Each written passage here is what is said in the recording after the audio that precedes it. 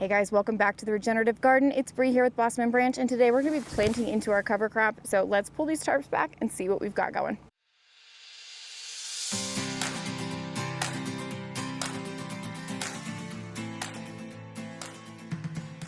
Thank you to this year's sponsors, Advancing Eco Agriculture, providing regenerative solutions for growers, and also to Albert Lee Seeds, serving farm families for over a century. Okay, so the last time you guys saw this garden, I had just terminated the cover crop, so we had crimped it down, and then just to make sure that it's dead, I always like to tarp the cover crop. So we don't always have to tarp after we terminate our cover crop. So remember, with cutting, with crimping, when we've killed it, if it's at the right stage, which is ideally at flowering stage when those flowers are appearing just as it's about to set seed, we usually don't have to do this tarping stage. But because I went to Washington, D.C. this week to talk to Congress about agriculture, and so I needed to get this cover crop terminated.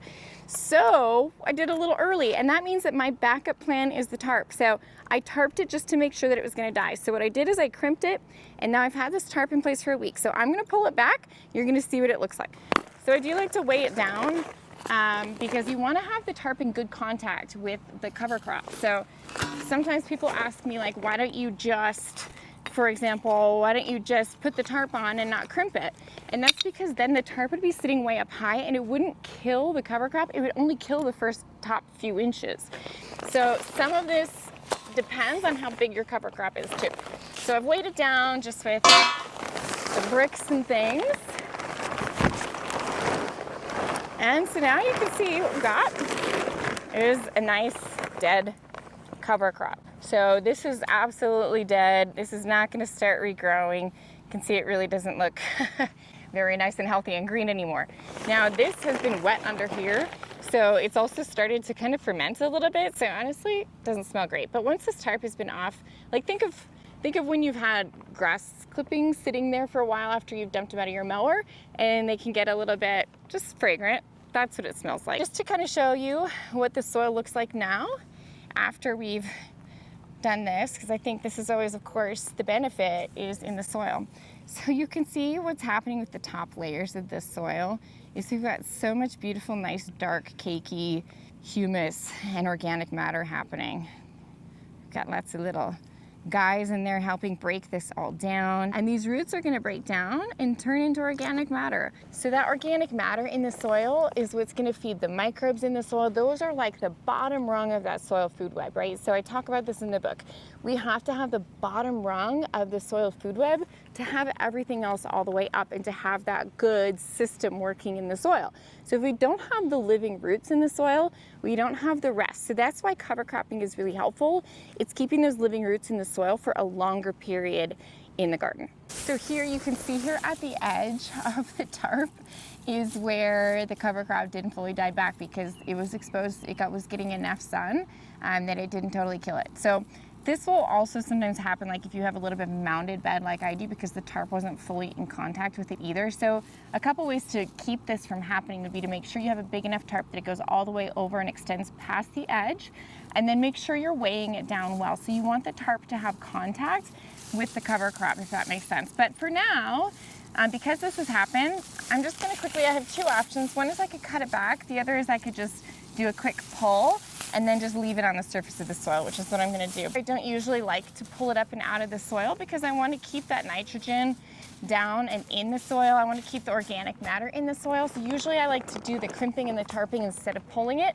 But if any of it does happen to survive, especially along the edges of the tarp, you can do that. But I do want to show you, which is really cool, as I pulled up these roots, is check this out. What we've got here is a lot of fungus going on these roots. This is already actively breaking down this organic matter. This is the soil fungus already breaking down all of this living matter and turning it into food. So this is going to be food for the microbes, and those microbes are then going to be able to mineralize this organic matter and turn it into the fertilizer for the plants. Okay, so contrast that, right? We talk about this in the book of like, what happens if instead in the spring we start coming in and fertilizing early on instead of letting nature's system do it, which is to let that soil life really kind of come up and activate and start working. what can happen is then that interrupts that cycle that happens between the root exudates of the plant and the rhizosphere, all the microbes in the soil, where if we start giving that fertilizer to the plant, suddenly the plant doesn't start putting out the exudates to attract the whole microbiome of the rhizosphere that's going to mineralize this organic matter and turn it into fertilizer for it.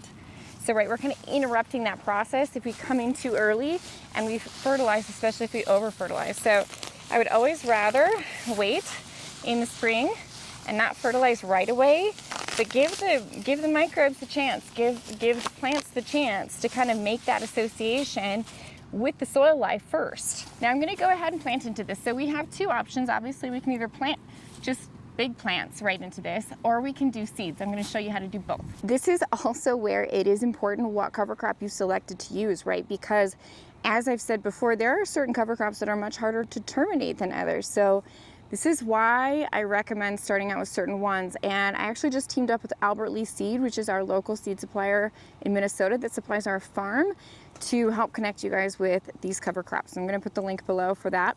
But in the meantime, the ones that I would avoid specifically when you're first starting out are things like ryegrass, because rye acts like a grass. So especially if you're no-till and you don't want to till to kill your cover crop, then you're not probably going to want to be using rye because it's harder to kill, and even cutting it is not going to kill it. But with peas and oats, as I've used here, these I could cut. So let's say that they do start getting kind of a pain, I can cut these, it'll kill them, and they're not like an aggressive one. So rye can be a little bit aggressive, so can clover, but the peas and the oats, they're cold weather crops. Remember, I use the shoulder seasons to do this.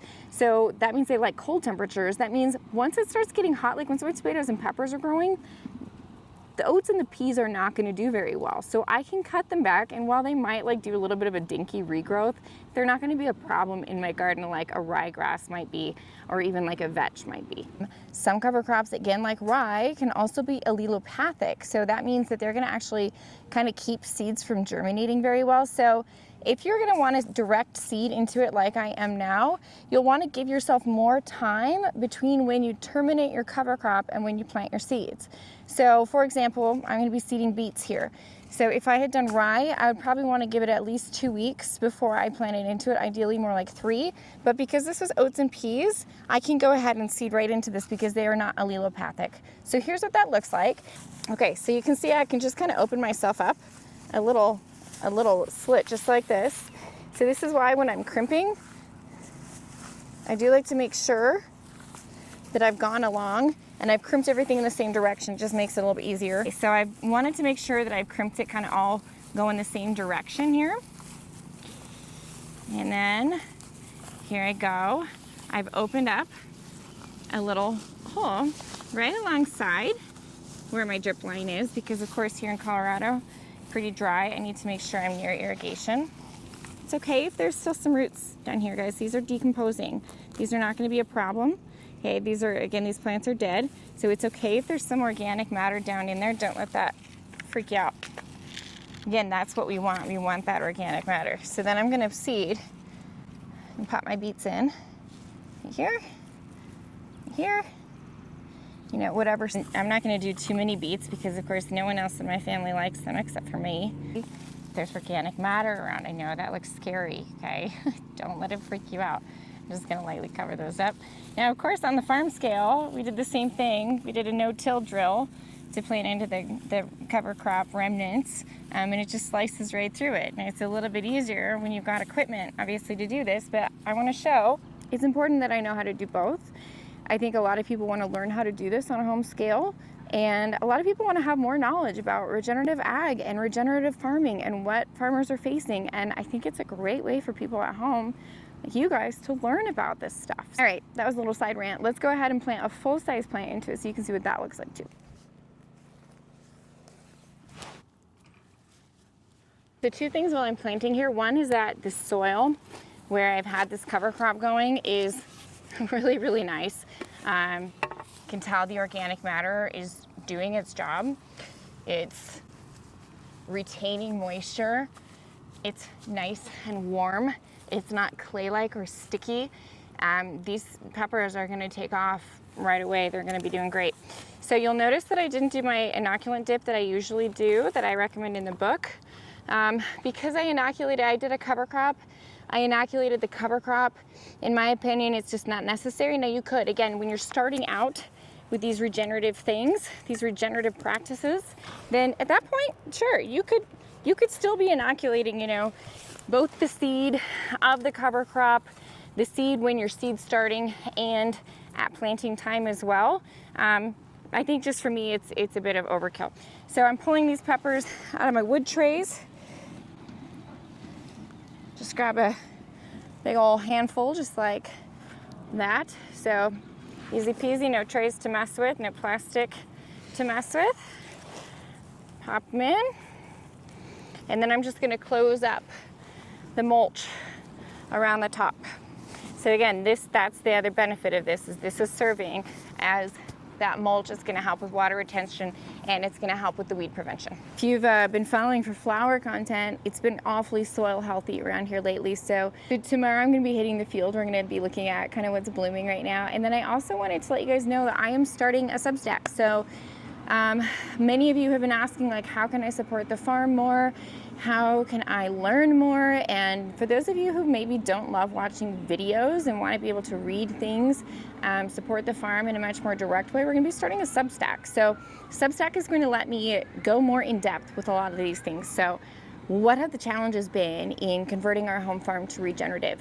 What have the challenges been in doing that as a female farmer? What have the challenges been in terms of our political environment, and how is that hitting farmers? Because that stuff all takes time, guys. I'm running 2 farms. I want to inform, I want to do advocacy. Like I mentioned, I was in DC this week, hitting the ground running, talking to people, doing this advocacy work. But if you want to support, I'm going to put the link to the Substack below. We're just launching it. So if you want to kind of stick around and see what's going on, you know, love to have you guys all over there. But remember, I'm still gonna have all of this information here for free on YouTube. It's just if you want to get a little bit more in depth, if you want to follow along, if you want to support the farm a little bit more, those are all things that the Substack is a great way to do that. So, all right, guys, mosquitoes are out. I'll see you around here next time at the farm.